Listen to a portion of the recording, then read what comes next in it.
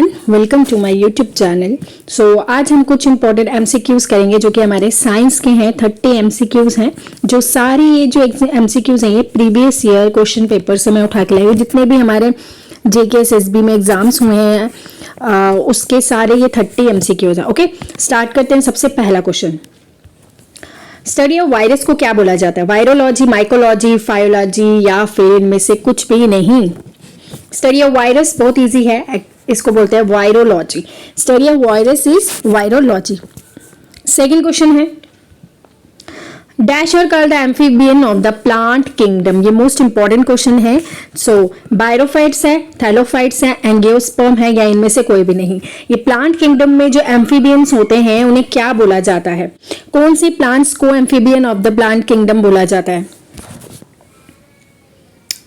सो इसका जो correct option है वो है हमारा ऑप्शन नंबर ए। बायरोफाइट्स को ही प्लांट किंगडम का एम्फीबियन कहा जाता है। बिकॉज क्यों कहा जाता है? क्योंकि ये ऐसे प्लांट्स हैं जो कि बोथ लैंड एंड वाटर में जो है ये ग्रो करते हैं। इसी वजह से बायरोफाइट्स को प्लांट किंगडम का एम्फीबियन कहा जाता है। याद रखिएगा, काफी इंपॉर्टेंट क्वेश्चन है ये वाला। ठीक है, तो ये वाला जो इंपॉर्टेंट है, याद रखिएगा कि कौन सी प्लांट्स को एम्फीबियन कहा जाता है प्लांट किंगडम का, तो वो है बायरोफाइट्स। इसका है option A correct.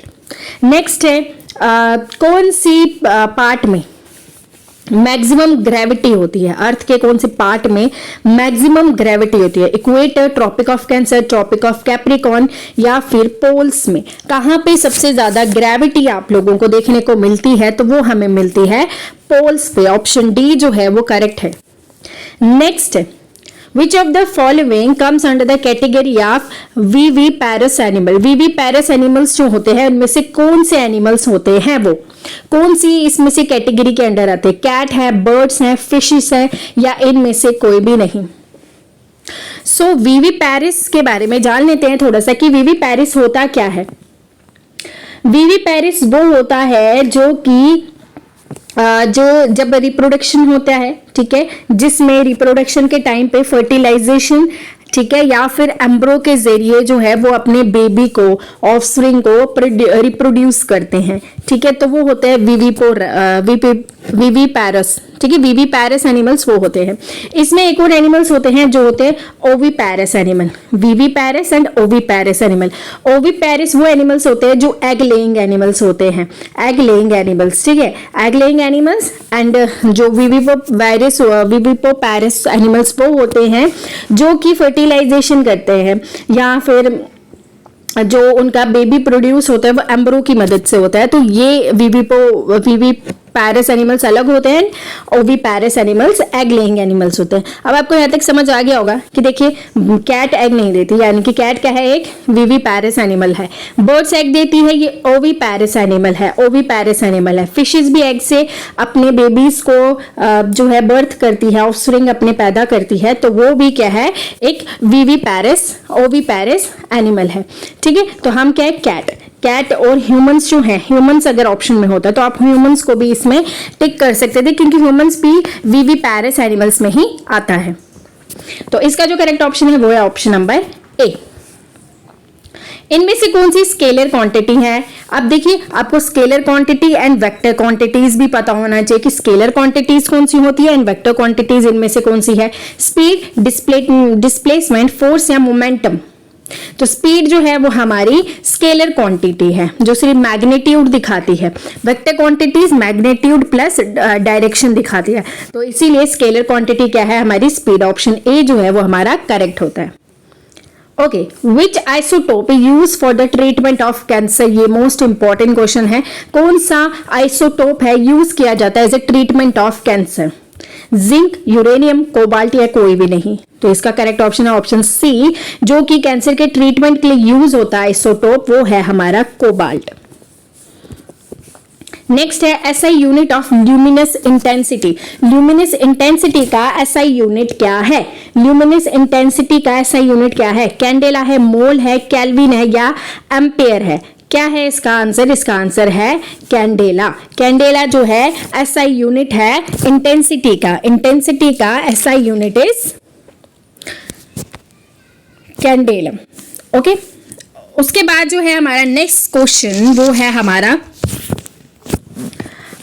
Which petroleum is use for making ointments. इनमें से कौन सा जो पेट्रोलियम है जिसे यूज किया जाता है फॉर मेकिंग ऑइंटमेंट। ठीक है, अब ऑइंटमेंट की बात करें कि ऑइंटमेंट बनाने के लिए कौन सा मटेरियल को यूज किया जाता है। पैराफिन वैक्स, कोल, बिटुमिन, लुब्रिकेटिंग ऑयल। इनमें से कौन सा ऑइंटमेंट बनाने के लिए यूज किया जाता है, तो वो है पैराफिन वैक्स। तो ये इंपॉर्टेंट है, ये भी याद रखिएगा। जैसे कि लास्ट टाइम हमसे पूछा था जेकेपी में कि बर्फ पिघलाने के लिए क्या यूज किया जाता है, सॉल्ट। उसी तरीके से पेट्रोलियम, ये वाली चीजें पूछी जा सकती है कि ऑइंटमेंट बनाने के लिए कौन सा पेट्रोलियम यूज किया जाता है। तो ये चीजें आपको याद रखनी है। ओके, नेक्स्ट है separation of visible light into different colour is known as dispersion, reflection, refraction, या इनमें से कोई भी नहीं। तो सेपरेशन ऑफ विजिबल लाइट यानी कि डिस्पर्शन ऑफ लाइट होता है। तो ये हमारा ऑप्शन नंबर ए।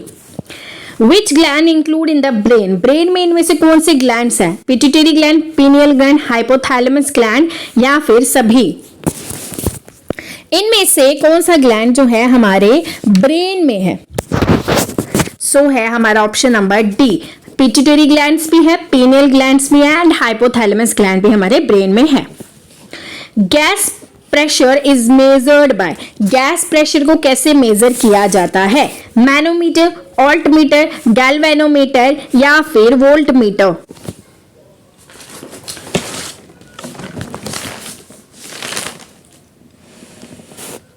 किससे मेजर किया जाता है? तो गैस प्रेशर को मेजर किया जाता है मोनोमीटर के साथ। ठीक है, मोनोमीटर के साथ मेजर किया जाता है गैस प्रेशर को। अच्छा, गैल्वेनोमीटर से क्या मेजर करते हैं हम? Electric current in A circuit से जो हम मेजर करते हैं वो करते हैं हम गैल्वेनोमीटर से। वोल्टमीटर से हम क्या मेजर करते हैं? हम करते हैं पोटेंशियल डिफरेंस। ऑल्टमीटर से हम क्या मेजर करते हैं? ये सब आप मुझे कमेंट सेक्शन में बताएंगे कि ऑल्टमीटर से क्या मेजर किया जाता है। नेक्स्ट है हमारा क्वेश्चन नंबर 12। इनमें से कौन सी प्रोटोजोआ डिजीजेस है? डिजीजेस तो आपको पता है important, one of the important topic है हमारे पूरी जेकेएसएसबी का। डिजीजेस से तो काफी सारे क्वेश्चंस जो है वो पूछे जाते हैं। मलेरिया, प्लेग, टीबी या एड्स। इनमें से प्रोटोजोआ डिजीजेस कौन सी है? तो वो है हमारी मलेरिया। ओके, जो एड्स है वो क्या है? वो एक वायरल डिजीजेस है। ठीक है, तो ये सब चीजें आपको याद रखनी है। कौन सी प्रोटोजोआ डिजीजेस है, वायरल डिजीजेस है। जैसे अगर हम बात करें प्लेग की और टीबी की, तो ये क्या है? प्लेग और टीबी क्या है? ये एक बैक्टीरियल डिजीजेस है। मलेरिया क्या है? एक प्रोटोजोआ डिजीजेस है।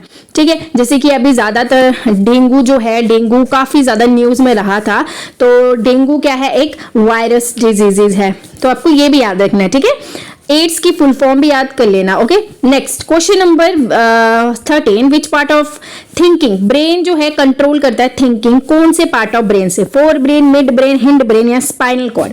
तो थिंकिंग जिससे कंट्रोल होती है वो है हमारा fore brain. Option A is correct. Next है प्लेटलेट्स का जो रोल है बॉडी में वो क्या है? ऑक्सीजन ट्रांसपोर्ट करना, कार्बन डाइऑक्साइड ट्रांसपोर्ट करना, क्लॉटिंग करना ब्लड की, या इम्यूनिटी देना?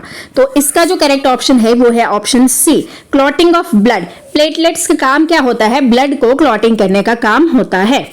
नेक्स्ट है unit of electric resistance. Electric resistance का यूनिट क्या है? SI unit. सबके एसआई यूनिट याद रखना। ठीक है, एस है, ओम है, अमीटर है, या मीटर है? तो इसका तो आपको पता ही होगा सबको कि क्या है। इसका option number B, ohm meter जो है वो इलेक्ट्रिकल रेजिस्टेंस का एसआई यूनिट है। Isotone it defined as a atoms of different elements containing same number of isotone. देखो आइसोटोप होता है, आइसोबार होता है, एंड देन आ जाता है हमारा isotones. Isotope, isobar, and then isotones. Isotones में एटम्स हैं डिफरेंट एलिमेंट के, सेम क्या होंगे उसके पास? इलेक्ट्रॉन है, प्रोटॉन है, न्यूट्रॉन है, या न्यूक्लॉन्स है?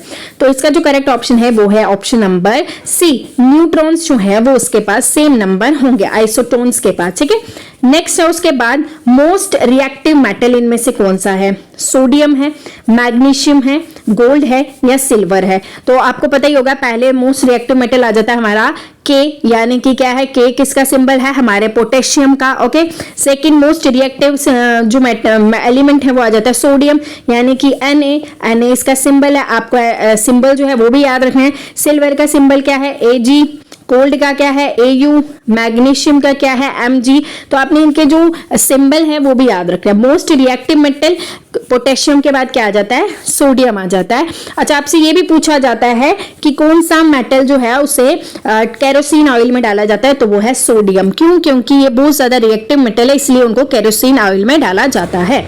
तो इसका जो करेक्ट ऑप्शन है वो है option number A, sodium. Okay, next question number 17, antacid use for reducing stomach pain, वो क्या है? माइल्ड बेस है, माइल्ड एसिड है, न्यूट्रल सॉल्यूशन है या स्ट्रॉन्ग एसिड है? तो एंटासिड यानी कि मिल्क ऑफ मैग्नीशिया, जब आपको इंडाइजेशन हो जाती है तो उसी वजह से जो है हम जो है एक मिल्क ऑफ मैग्नीशिया पीते हैं। अब वो क्या है? माइल्ड बेस है। वो क्या है? Mild base.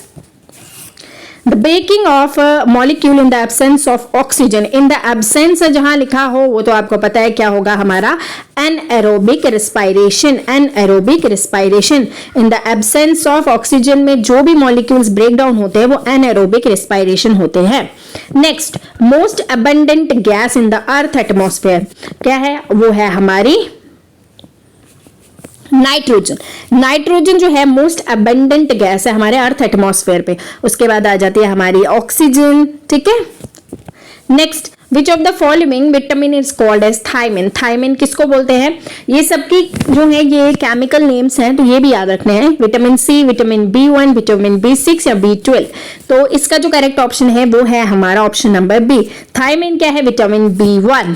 नेक्स्ट है, सर्कुलेटरी सिस्टम क्या कंसिस्ट करता है? Blood vessel, heart blood, blood vessel veins, arteries veins या ब्लड वेसल हार्ट? तो सर्कुलेटरी सिस्टम में क्या होता है? ब्लड वेसल्स होते हैं, हार्ट होता है एंड ब्लड होता है। तो ऑप्शन ए जो है वो करेक्ट है। 23, अब देखो इनमें से कौन सा अमॉर्फस सॉलिड है? अमॉर्फस सॉलिड इनमें से कौन सा है? माइका, क्वार्ट्ज, डायमंड या रबर? अमॉर्फस सॉलिड इनमें से कौन सा है? अच्छा ठीक है, तो इसका जो करेक्ट ऑप्शन है वो है हमारा option number D. Amorphous solid कौन से सॉलिड होते हैं? जो कि ट्रू सॉलिड नहीं होते।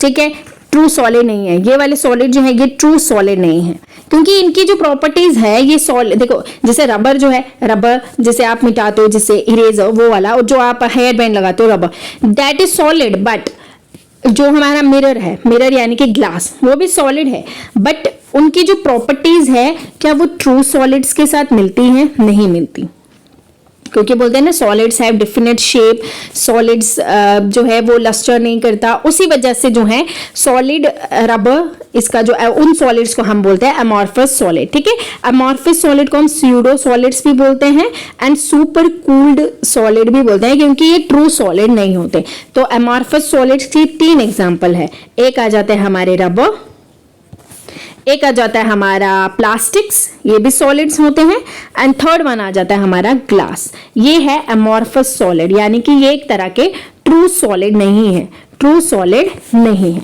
ओके, नेक्स्ट है क्वेश्चन नंबर 24। इनमें से कौन से पार्टिकल के पास इलेक्ट्रिकल चार्ज नहीं है? पॉइस्ट्रॉन, इलेक्ट्रॉन, न्यूट्रॉन या प्रोटॉन के पास? इनमें से किसके पास इलेक्ट्रिकल चार्ज नहीं है? किसके पास नहीं है? ऑप्शन सी, इलेक्ट्रॉन, प्रोटॉन यानी कि न्यूट्रॉन के पास नहीं है। Okay, chemical name of sodium, मैंने अभी बताया आपको, इनके जो केमिकल नेम है ये इंपॉर्टेंट है। तो केमिकल नेम क्या है? Na। सोडियम का क्या है? Na। नेक्स्ट है गैस लॉ भी पढ़ने हैं आपको, गैस लॉ जिसमें वॉल्यूम और किसका जो है गैस पार्टिकल्स का, ठीक है, गैस पार्टिकल्स का रिलेशनशिप बताया है। वो किसने बताया? वॉल्यूम एंड गैस पार्टिकल्स का रिलेशनशिप किसने बताया?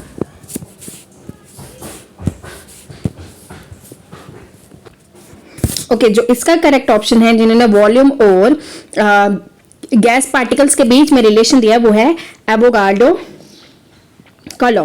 बॉयल्स लॉ जो है इन्होंने दिया है, volume is inversely proportion to pressure, इन्होंने इसका दिया है। एंड देन उसके बाद अगर हम देखें चॉल्स लॉ जो है वो है volume is inversely proportional to temperature. तो आपको ये याद रखना है कि जो है किसने कौन सा लॉ दिया है। ओके, नेक्स्ट है हमारा electrical instrument rheostat is used to control the electric current by carrying. क्या कैरी करता है अपने साथ इलेक्ट्रिकल इंस्ट्रूमेंट जिसको रियोस्टेट बोलते हैं, तो वो करता है resistance. Okay, option is correct. Newton का लॉ जो है, जो रिलेशनशिप बताता है फोर्स, मास और एक्सेलरेशन में, उसको क्या बोलते हैं? Newton second law of motion. ठीक है, Newton first law of motion को क्या बोला जाता है? लॉ ऑफ इनर्शिया भी बोला जाता है। ये भी याद रखना आपका, लॉ ऑफ इनर्शिया बोला जाता है Newton first law of motion को। नेक्स्ट है question number 29। Rainfall occur when the saturated air mass encounter a mountain and the air is forced to. तो इस वजह से कौन सी रेनफॉल होती है? तो क्वेश्चन नंबर 29 का ऑप्शन है ऑप्शन डी, ओरोग्राफिक रेनफॉल होती है। नेक्स्ट है इनमें से किसको क्विक सिल्वर कहा जाता है? वो कहा जाता है, आप सबको पता है, मर्क्यूरी को कहा जाता है क्विक सिल्वर। अब कुछ इंपॉर्टेंट जो क्वेश्चंस हैं वो मैं यहाँ लिख लूँ, आप लोगों से जो है कमेंट सेक्शन में आंसर देखें। आपने बताना है कि व्हाइट विट्रियोल किसको कहा जाता है? व्हाइट विट्रियोल किसको कहा जाता है? ये आपका फर्स्ट जो होमवर्क है ये। एंड आपको बताना है रेडियम जो है वो किसने डिस्कवर किया था, ये भी आपका होमवर्क है। व्हाइट विट्रियोल किसको कहा जाता है? रेडियम किसने डिस्कवर किया था? होप आपने ये दो क्वेश्चन लिख लिए। नेक्स्ट आपने लिखना है कि क्विक लाइम जो है वो किसे कहा जाता है? Quick lime. ओके, अच्छा ओके, एक और क्वेश्चन है, आपने सल्फ्यूरिक एसिड को एक और नाम से, सल्फ्यूरिक एसिड जो है, सल्फ्यूरिक एसिड इसको एक और नाम से बुलाया जाता है। आपने ये भी जो है ये कमेंट सेक्शन में आपने आंसर देना है। Then last one is carbon की जो एलोट्रॉफी है वो आपने लिखनी है। ओके, ये थे कुछ इंपॉर्टेंट क्वेश्चंस जो कि हमारे प्रीवियस ईयर जो जेके एसएसबी के एग्जाम्स हुए हैं उसमें आए हैं। सो जो मेरा वीडियो को फर्स्ट टाइम देख रहे हैं, इसको चैनल को सब्सक्राइब कर लीजिए, वीडियो को लाइक करें, शेयर करें, कमेंट करके बताएं आपको कैसा लगा। एंड इसका जो पीडीएफ है वो आपको मैं टेलीग्राम चैनल पे अभी शेयर कर दूंगी। तो पढ़ते रहिए, कम ही टाइम रह गया है।